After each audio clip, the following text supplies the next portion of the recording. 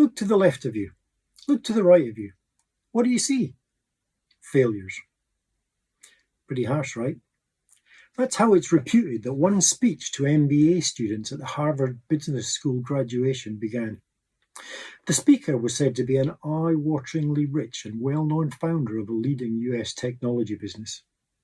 His thesis was that the most successful entrepreneurs in the world, himself, Gates, Zuckerberg, they'd all dropped out of college before graduation.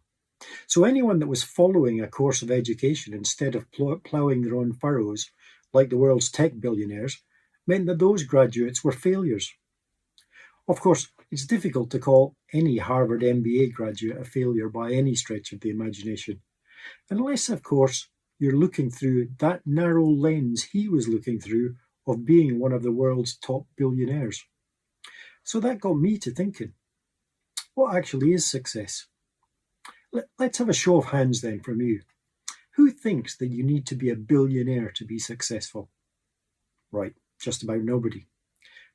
Well, let's spin it round. Who thinks that being rich equates to success? It's a different question. Or who thinks about being famous equates to success? You see, as kids, we were taught that success means somehow moving up in life, being rich or famous, or both. But I'm going to challenge that now. Does being rich or famous really equal success? Think about that for a second. Let's literally take a look at some fairy tales as a starter for 10. First up, the rags to riches story of Cinderella. The girl who, despite having all of the odds stacked against her, was in the right place at the right time. As a result, she got to marry the handsome prince, got to move into the castle and live happily ever after. How about the Dick Whittington story, the pauper boy that went off to London to make his fortune? And by hard work and perseverance, he did exactly that, ending his days as Lord Mayor of London.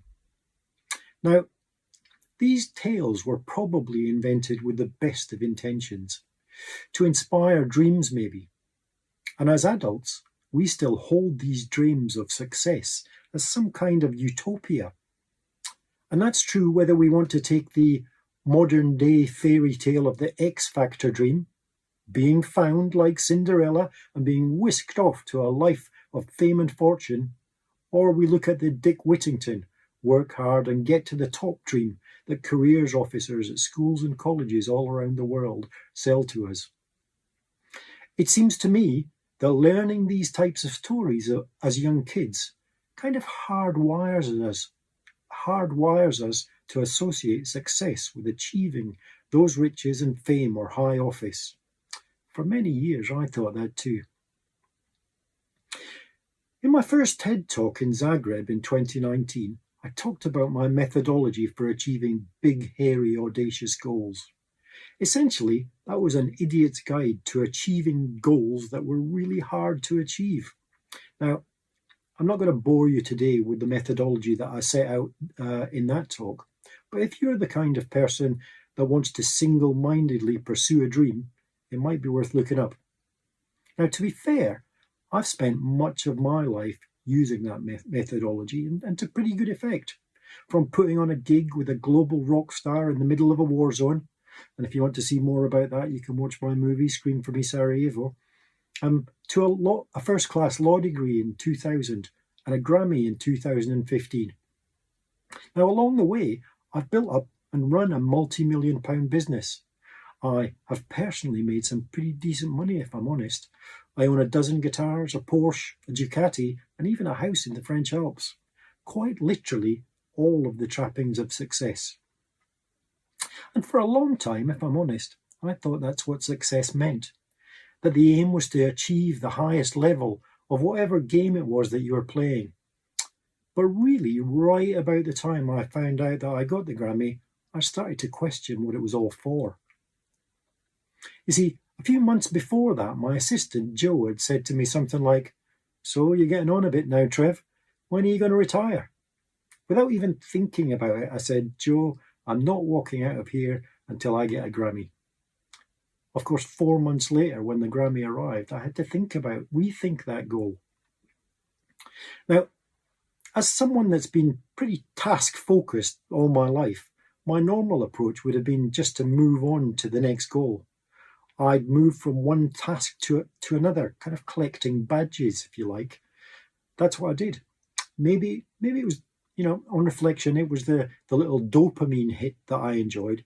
But in truth, there was no real rhyme or reason to my goals other than it was the next goal that I'd set myself. And while initially I'd be pleased by achieving whatever badge it was that I'd achieved on that occasion, the little dopamine hit that I mentioned earlier, the feeling of success really rarely lasted very long. And I'd quickly give in to thinking about how I'd achieve the next one. But this occasion seemed different somehow, because this time I'd won a Grammy. And how could that be beaten? What goal could I possibly set myself that would outdo that? And that's what set me on the path of wondering what success actually meant.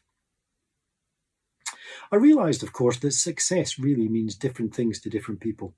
Winston Churchill famously said that success is the ability to go from one failure to another without losing enthusiasm. Now, it seems to me that's a bit of a gloomy approach. I mean, on the one hand, I guess that living by this motto kind of prepares you to lose so that when you do, you don't get too upset about it. But at the same time, if success is your goal, expecting failure and then not getting down about it doesn't really seem great for your mental health. I mean, there's not even a dopamine hit to look forward to. And then I heard a story that kind of encapsulated it all for me, almost a modern fairy tale, and it's one about a fisherman. So one afternoon, this fisherman was lying on a beautiful beach with his fishing rod propped up in the sand and his line cast out into the sea.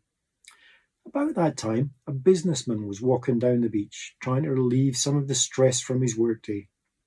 He saw the fisherman sitting on the beach and he decided to stop and chat. The fisherman told him that he'd played with his kids for too long that day and he was trying to catch a fish for their evening meal because there was nothing left in the house for dinner. The businessman immediately saw the opportunity and he got quite animated about it. He told them that instead of leaving it so late, maybe he should come to the beach earlier in the day. That way he could catch more fish and maybe even sell some of them at the market. But the fisherman didn't really get it. The businessman said, well, once he'd made money from the fish he sold, he could buy nets. That way he wouldn't have to spend long hours sitting on the beach fishing, and he'd be able to sell even more fish at the market. But the fisherman just looked confused. The businessman was on a roll, though. He eventually said that the fisherman could save up the money for a boat. He could employ people to catch the fish for him, and then he could sell them at the market. The fisherman still didn't get it, and the businessman was starting to get irritated. He said to the fisherman that if he really did well, he could build up a whole fleet of fishing boats. They could sail all over the world and catch loads of fish to be sold at the market. The fisherman said it sounded like an awful lot of work. The businessman got quite angry at that point and he shouted at the fisherman, "Don't you understand that you can become so rich that you'll never have to work for a living again? You could do anything that you wanted with your life." And the fisherman said, "Oh, so you mean I could play with my kids all day and then sit on the beach fishing till the sun goes down?" It's a matter of perspective, you see. Because there's the thing, like the businessman, so many of us get caught up in chasing goals just because we get the idea in our head. That's certainly what I used to do. And we persuade ourselves that if we just achieve those goals, then we'll be happy. But the sad truth is that achieving the dopamine hit that comes with that goal really doesn't last for very long. Worse still, achieving fame and fortune doesn't of itself tend to make people happy in the long run, and that's the truth. So here's a thought. What if you applied a lens to every plan that you thought about doing and say to yourself, am I doing this just for the dopamine hit, or will I actually enjoy doing it? Because if you're doing that and you aren't focusing on what will make you successful, you're focusing on what will make you happy. When I was younger, I had a theory that life's about that short, and you should cram in as much fun stuff as you can in your time on this earth, because it really doesn't last forever. And while I've finessed that a bit as I've grown older, to some extent my naive worldview was right. Nowadays, I don't want to do things if they're not fun. And I don't want to do things that are not fun even if I'm working. And I want to do the things that make me happy when I'm not working, and work with people that I enjoy working with. My lens, literally, in respect of everything is, will doing this thing make me happy? So I'm not going to end with a fairy tale. I'm going to finish with the words of one of the greatest storytellers of our time. Because as with most things, Bob Dylan saw things way clearer than I ever did. He said, "You're successful if you get up in the morning and you go to bed at night, and in between you do whatever it is that you want to do." So my final advice to all of you is not only to work on what it is that you want to do, but make sure that doing it makes you happy. Because if what you strive for is to be happy, you're more likely to achieve it. And if all you can do at the end of your days is look back and say, "I really enjoyed that," then that's really not such a bad place to be. Thank you.